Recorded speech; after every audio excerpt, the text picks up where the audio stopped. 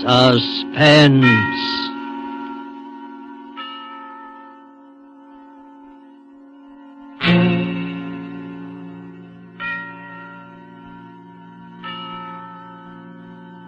This is the Man in Black, here again to introduce Columbia's program, Suspense. Our star tonight is Mr. Sidney Greenstreet, one of Hollywood's most sensational newcomers in a number of years. The famed fat man who lent his suspenseful talents to the Maltese Falcon and across the Pacific. Mr. Greenstreet is with us to create on the air John Dixon Carr's celebrated detective, Dr. Gideon Fell. The story called The Hangman Won't Wait is tonight's tale of suspense. If you have been with us on these Tuesday nights, you will know that suspense is compounded of mystery and suspicion and dangerous adventure. In this series are tales calculated to intrigue you, to stir your nerves, to offer you a precarious situation and then withhold the solution until the last possible moment. And so it is with The Hangman Won't Wait and Mr. Greenstreet's performance. We again hope to keep you in suspense.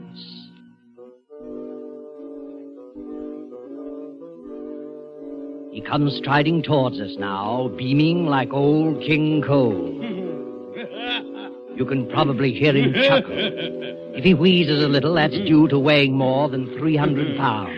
Slander, sir, gross slander. You notice the 3 chins in the bandit's mustache and the eyeglasses on the black ribbon. He removes his hat with old-school courtesy. Don't try to bow, Doctor. He is Gideon Fell, Doctor of Philosophy and expert in crime, if he tells us something about the Barton case. Sir, I have only one remark to make about the Barton case. Everybody was wrong. I'm afraid we don't quite follow that. The judge was wrong, the jury were wrong, the prosecution was wrong, the defense was wrong. But, Dr. Fell, you can't have a murder case in which everybody is wrong. In my cases, sir, you can have practically anything. Oh, yes, that's true enough, but, I want you to imagine yourself in the position of that girl, Helen Barton. Well? Imagine yourself waking up suddenly in the middle of the night. You're terrified. You don't know why. The room is cold and nearly dark. All of a sudden, you realize it's a room you've never seen before. There's a queer smell like old stone and disinfectant. There's no sound except...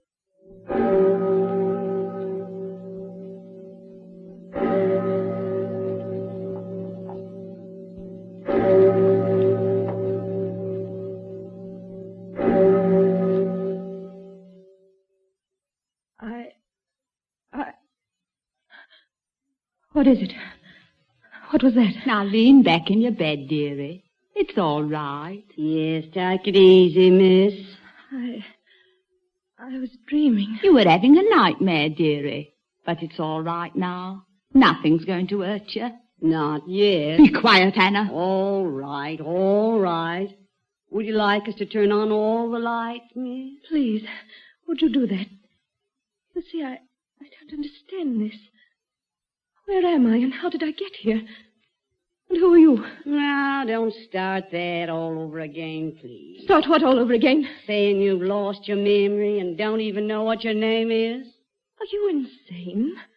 Of course I know what my name is. I'm Helen Barton. Ah. But it's all I do know. Where am I? Why on earth is it so cold? Well, that's not unusual, you know, for England in the middle of December. Did you say December? That's right, dearie. 18th of December. You're fooling me. You're playing a trick on me. My head feels queer and I want to start crying, but I won't. It's not December, it's the end of August. I was going up to see Philip. Oh, that's it. I was going up to see Philip. Philip? Philip Gale, the man I'm going to marry. Be quiet, Anna. And don't turn on these lights yet. She's having us on. Anna, this child's shaking all over. And so help me, she don't know where she is. Listen, dearie. I'm going to sit down on the bed beside you. Now take my hands. Hold them tight. What's wrong? Why are you looking at me like that? This is Maidhurst prison, miss. Steady, dearie. I'm still dreaming. I must be. You can't mean I'm in prison. Now look, dearie.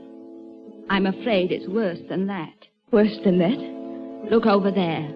You see where there's a little bit of fire in the grate? Well, And paper on the wall, and pictures, and a carpet on the floor. Oh, why don't you come out straight and tell her? They're going to hang you in the morning, miss. This is the condemned cell.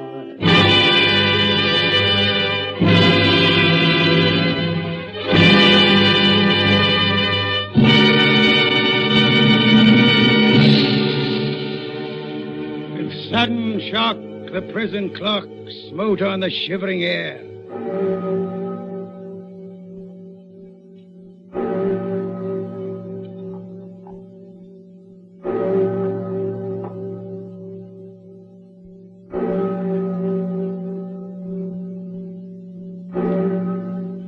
But I won't quote that any further. I have too vivid a memory of sitting up that night with Colonel Andrews, the governor of the prison. Over here, you'd call him the warden. There's a little office with a lamp shade tilted so that I could see his face. And he said, I hate executions, loathe them. Can't even sleep the night before. If you hadn't offered to come here and save my life... "This is a strange place, sir, to talk of saving lives." No, it's no good being sentimental about the thing. That's the law. I didn't make it. But I gather you're not exactly happy about this case. I'm not. That's a fact. Mind you, there's no doubt whatever about the girl's guilt. I'm gratified to hear it. But if only she'd confess. Most of them do, you know. They confess to you? To me or to the hangman. Not often to the chaplain, because they think he'll threaten them with the hereafter. But when Kirkwood goes in with the strap to bind their arm, he says to him, I don't like to think I'm doing something that would be on my conscience. So if you'd care to tell me... Quite a sensitive fellow you are, Hangman. And look here, I'm serious. So am I. Sometimes I wish I had any job in the world but mine. If only the girl would confess. If she'd just stop this nonsense about not remembering. Not remembering what? Not remembering how... Well, not remembering how she shot Philip Gale. Not remembering anything, even her own name. Total amnesia, covering a crime. Sir, you frighten me. You mean to say that a woman suffering from loss of memory can be tried and sentenced to death? No. Not if she really has lost her memory. Well, then... But this defense was a fake. You're quite sure of that? Naturally. The judge would never have allowed it to come to trial if he hadn't been convinced that she was shamming. Even then, she might have got off with a life sentence or even with manslaughter if it hadn't been for the nature of the crime. She didn't cut anybody up, I hope. No, but it was almost as bad. She shot a man who had raised his hands and begged for mercy. That completely damned her in the eyes of the jury. And yet, you have doubts. I tell you, I haven't any doubts. And in any case, it's none of my business. How has she acted since she's been here? Oh, a model prisoner. But I wish she'd stop this business of seeming to be in a daze. It's getting on my nerves. Rather think the prison itself would get on my nerves. I looked into your execution shed once, and I don't want to look again. Oh, you get used to it after a while. Helen Barton won't. Tell me about her. Nice girl, too. I knew her grandfather. Live near here? Yes. Born and bred in Maidhurst. She got mixed up with a thoroughgoing swine named Philip Gale. Crazy about him. Wouldn't hear a word against him. Then he threw her over for a woman with money. I see. He had a bungalow on White Rose Hill. She went up there one Sunday afternoon. Alone? Yes. Herbert Gale, Philip's brother, heard them screaming at each other. He ran in to see what was wrong. Philip was trying to chase the girl out. She grabbed a .32 revolver out of the table drawer and told Philip to put up his hands. That scared him, and he did put up his hands. Then she shot him dead. And afterwards? Afterwards, she couldn't remember. Couldn't remember anything? No, pretended she didn't even recognize her own family. She said, "Who is Philip Gale?" Mm-hmm. And you hang her tomorrow morning? Yes. Without ever hearing her side of the case? Well, confound it, man, there's no doubt about the evidence. Are you sure? She killed Philip Gale. Gale's brother Herbert saw her do it. This hypocrisy about not remembering. Emotional shock could do just that, you know. Oh, she wasn't so emotionally shocked that it disturbed her aim. She drilled him clean through the heart at 15 feet. The bullet entered in a dead straight line through coat, waistcoat, shirt, and heart. You could have run a pencil through the holes. Now, don't sit there puffing out your cheeks and waving a cigar at me. I'm only... Tell me, Colonel Andrews, aren't you talking to convince yourself? No. Suppose that girl is telling the truth. Suppose she has lost her memory. Yeah. All right. You don't believe that. Suppose it. And suppose in some black hour just before the hangman comes that a memory returns. Don't talk rubbish. But I've lived long enough to know that mental suffering is the cruelest form of suffering on this earth. Imagine yourself in that position. Come out of a daze into what you thought was a safe and pleasant world. You don't know where you are. You don't know what's happened.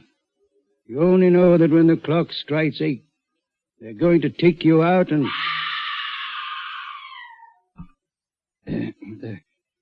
Did you hear that? Yes. Are you thinking what I'm thinking? Yes. It isn't possible. Very much fear it is. Sometimes, you know, we have to use drugs. Drugs? Yes. When we take them to the execution shed. It's only a short distance, and we try to get it over in a matter of seconds, but sometimes they can't walk. Yes? What is it? Beg pardon, sir, but I thought I'd better get you, or the doctor, or the chaplain, or both. Oh, what's the matter with you men? You're as white as a ghost. Can't help that, sir. I've been a warder at this place for a matter of 15 years, but I never knew anything like this. It's the, upstairs room, I suppose, Miss Barton? Yes, sir. Hysterical? Yes, sir. She says she remembers now. I see. She's carrying on something awful, sir. But that ain't all. She claims she never done it. What's that? She claims she never killed Mr. Gale at all. Never killed? That's all, Harris. You may go. Yes, sir. Any other disturbances in the building? Well, sir, they're a bit restless in A-wing. That's usual. Yes, sir. And there's a bloke, outside the prison, who keeps hanging about in front of the main gate. You can see him by the street lamp. First, he'll take a few little quick steps back and forth. Then he'll run and stick his face against the bars of the gate. Then he'll go back to pacing again. Fair gave me the creeps it did, even before this other thing. You don't happen to know who he is? It's the other Mr. Gale, sir. Herbert Gale. I hadn't the heart to chase him away. All right, Harris, go ahead. I'll be along in a minute. Yes, sir. So the girl claims to be innocent. You heard that, eh? Yes, I heard it. What do you mean to do? I'll see the girl, of course. But it won't affect the issue. Not even if she does happen to be innocent? Well, in the name of heaven, try to understand my position. Believe me, I do understand it. The jury convicted this girl of murder. Her appeal was dismissed. The Home Secretary has refused to intervene on behalf of the King. You couldn't do anything even if you wanted to. You couldn't even appeal to the Home Secretary without new evidence. Exactly. And it's too late for new evidence, because you can't just accept the word of Helen Barton. All the same, I'm dreading this interview. It's against regulations, but I wish you'd come along with me. Oh, if there were only something. There isn't. Where's the whiskey? I think a little stimulant. She will need the stimulant. Well, it's a cold night. It'll be colder yet where she's going.